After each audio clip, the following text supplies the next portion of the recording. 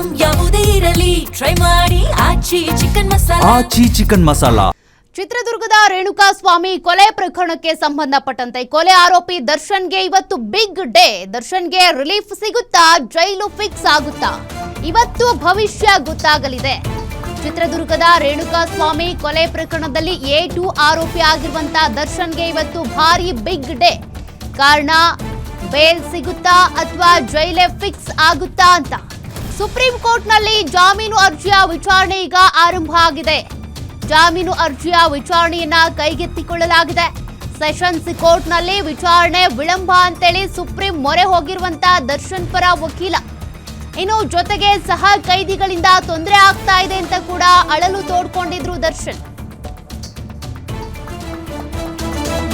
ಆರೋಪ ಸಂಬಂಧ ಈಗ ಸುಪ್ರೀಂ ಕೋರ್ಟ್ಗೆ ಪೊಲೀಸರಿಂದ ವರದಿ ಸಲ್ಲಿಕೆ ಮಾಡಲಾಗಿದೆ. ಜೊತೆಗೆ ವಿಚಾರಣೆಗೆ ವಿಳಂಬಕ್ಕೆ ಕಾರಣಗಳ ಬಗ್ಗೆನೂ ಕೂಡ ವರದಿ ಕೇಳಿದ್ದಾರೆ. ವರದಿ ಮೇಲೆ ಸುಪ್ರೀಂ ಕೋರ್ಟ್ನಲ್ಲಿ ವಿಚಾರಣೆ ಈಗ ಆರಂಭ ಆಗಿದೆ. ದರ್ಶನ್ ಪರ ಹಿರಿಯ ವಕೀಲ ಮುಕುಲ್ ರೋಹಟಗಿ ವಾದವನ್ನ ಮಂಡಿಸ್ತಾ ಇದ್ದಾರೆ. ಹಾಗಾದ್ರೆ ದರ್ಶನ್ಗೆ ಬೇಲ್ ಸಿಗುತ್ತಾ ಅಥವಾ ಜೈಲೇ ಫಿಕ್ಸ್ ಆಗುತ್ತಾ ಅಂತ ಅನೇಕ ದೂರುಗಳನ್ನ ಕೊಟ್ಟಿದ್ರು ದರ್ಶನ್. ಜೊತೆಗೆ ನಮಗೆ ಸಹ ಕೈದಿಗಳಿಂದ ತೊಂದರೆ ಆಗ್ತಿದೆ ಅಂತ ಕೂಡ ಹೇಳ್ಕೊಂಡಿದ್ರು. ಮತ್ತೆ ವಿಚಾರಣೆ ಟ್ರಯಲ್ ಏನಿದೆ ಬಹಳ ವಿಳಂಬ ಆಗ್ತಿದೆ ಅಂದಿದ್ರು. ಹಾಗಾಗಿ ದರ್ಶನ್ಗೆ ಇವತ್ತು ಕೋರ್ಟ್ನಲ್ಲಿ ಏನ್ ತೀರ್ಮಾನ ಪ್ರಕಟ ಆಗಬಹುದು ಅನ್ನೋದ್ರತ್ತ ಕುತೂಹಲ ಹೆಚ್ಚಾಗ್ತಾ ಇದೆ. ಸುಪ್ರೀಂ ಕೋರ್ಟ್ನಲ್ಲಿ ಹಾಗಾದ್ರೆ ದರ್ಶನ್ಗೆ ಬೇಲ್ ಸಿಗುತ್ತಾ ಅಥವಾ ಜೈಲೇ ಫಿಕ್ಸ್ ಆಗುತ್ತಾ ಅಂತ. ಸೆಷನ್ಸ್ ಕೋರ್ಟ್ನಲ್ಲಿ ಈ ಟ್ರಯಲ್ ವಿಳಂಬ ಆಗ್ತಾ ಇದೆ.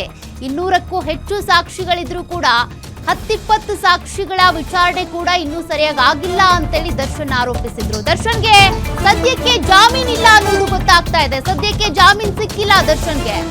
ಹಾಗಾದ್ರೆ ಜೈಲೇ ಫಿಕ್ಸಾ? ದರ್ಶನ್ಗೆ ಸದ್ಯಕ್ಕೆ ಜಾಮೀನು ಇಲ್ಲ ಅನ್ನೋದು ಗೊತ್ತಾಗ್ತಾ ಇದೆ. ಬೇಲ್ ನಿರೀಕ್ಷೆಯಲ್ಲಿದ್ದಂತ ದರ್ಶನ್ಗೆ ಈಗ ಶಾಕ್. ಸದ್ಯಕ್ಕಂತೂ ಜಾಮೀನು ಇಲ್ಲ, ಹಾಗಾಗಿ ಜೈಲೇ ಗತಿ. ಬೇಲ್ ನಿರೀಕ್ಷೆಯಲ್ಲಿದ್ರು ದರ್ಶನ್. ಅನೇಕ ಕಾರಣಗಳನ್ನ ಕೊಟ್ಟಿದ್ರು ಯಾತಕ್ಕಾಗಿ ಬೇಲ್ ಬೇಕು ಅಂತೇಳಿ. ಜೊತೆಗೆ ಆರೋಪಗಳನ್ನು ಕೂಡ ಮಾಡಿದ್ರು. ತುಂಬಾ ಸಮಸ್ಯೆ ಆಗ್ತಾ ಇದೆ ಅಂತ ಹೇಳ್ಕೊಂಡಿದ್ರು. ಆದ್ರೆ ಬೇಲ್ ನಿರೀಕ್ಷೆಯಲ್ಲಿದ್ದಂತ ದರ್ಶನ್ಗೆ ಈಗ ಬಿಗ್ ಶಾಕ್ ಎದುರಾಗಿದೆ. ಪ್ರತಿದಿನ ವಿಚಾರಣೆ ನಡೆಸೋದಕ್ಕೆ ಅಂತ ನ್ಯಾಯಮೂರ್ತಿ ಸೂಚನೆ ಕೊಟ್ಟಿದ್ದಾರೆ. ಕೋರ್ಟ್ನ ಅಪ್ಡೇಟ್ ಇದು. ಸದ್ಯ ವಿಚಾರಣೆ ನಡೀತಾ ಇದೆ. ವಾದ ಮಂಡಿಸಿರುವಂತ ರೋಹಟಗಿ ಅವರು ಸದ್ಯ ನ್ಯಾಯಮೂರ್ತಿಗಳು ಒಂದಷ್ಟು ಅಂಶಗಳನ್ನ ಇಲ್ಲಿ ಪಾಯಿಂಟ್ ಔಟ್ ಮಾಡ್ತಿದ್ದಾರೆ. ಬೇಲ್ ನಿರೀಕ್ಷೆಯಲ್ಲಿದ್ದಂತ ದರ್ಶನ್ಗೆ ಈಗ ಶಾಕ್. ಪ್ರತಿದಿನವೂ ವಿಚಾರಣೆ ನಡೆಸಬೇಕು ಅಂತ ನ್ಯಾಯಮೂರ್ತಿಯವರು ಸೂಚನೆ ಕೊಟ್ಟಿದ್ದಾರೆ. 1 ವರ್ಷದೊಳಗೆ ವಿಚಾರಣೆ ಪೂರ್ಣಗೊಳಿಸುವುದಕ್ಕೆ ಆದೇಶವನ್ನ ಹೊರಡಿಸಲಾಗಿದೆ. ಆ ಮೂಲಕ ದರ್ಶನ್ಗೆ ಸದ್ಯಕ್ಕೆ ಬೇಲ್ ಇಲ್ಲ ಅನ್ನೋದು ಗೊತ್ತಾಗ್ತಾ ಇದೆ. ಆದ್ರೆ ದರ್ಶನ್ ಮಾತ್ರ ಬೇಲ್ ಸಿಗಬಹುದು ಅನ್ನುವಂತ ನಿರೀಕ್ಷೆಯಲ್ಲಿದ್ರು.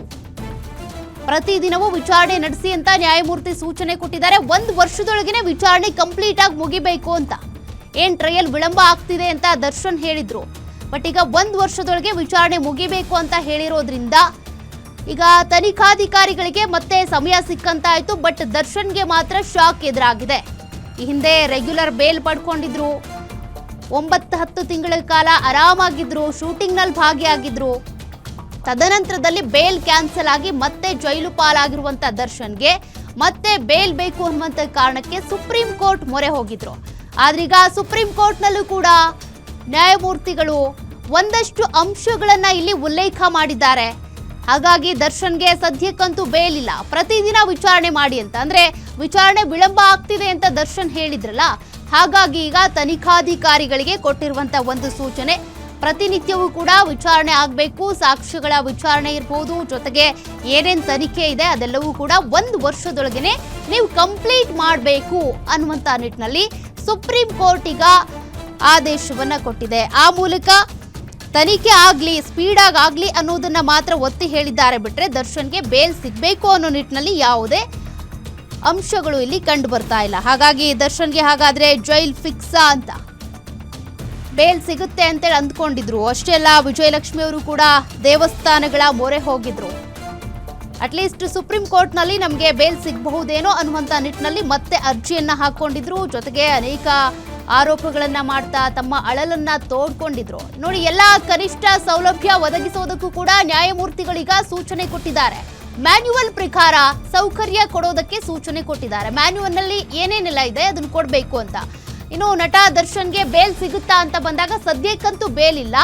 ಬಟ್ ಅವರೇನೋ ಮೂಲ ಸೌಕರ್ಯಗಳನ್ನ ಕೇಳಿದ್ರಲ್ಲ, ಸೆಲೆಬ್ರಿಟಿ ಅನ್ನುವಂಥ ಕಾರಣಕ್ಕೆ ನನ್ನನ್ನ ಕಡೆಗಣನೆ ಮಾಡ್ತಿದ್ದಾರೆ, ನನಗೆ ಯಾವ ಫೆಸಿಲಿಟೀಸು ಕೊಡ್ತಾ ಇಲ್ಲ, ಬೇರೆ ಕೈದಿಗಳಿಗೆ ಏನ್ ಫೆಸಿಲಿಟೀಸ್ ಇದೆಯೋ ಅದನ್ನೂ ನನ್ಗೆ ಕೊಡ್ತಿಲ್ಲ ಅಂತ ಅವರು ಅಳಲನ್ನ ತೋಡ್ಕೊಂಡಿದ್ರು. ಬಟ್ ಇಲ್ಲಿ ನ್ಯಾಯಮೂರ್ತಿಗಳು ಆ ಫೆಸಿಲಿಟೀಸ್ ಕೊಡಿ ಅಂತ ಹೇಳಿದ್ದಾರೆ.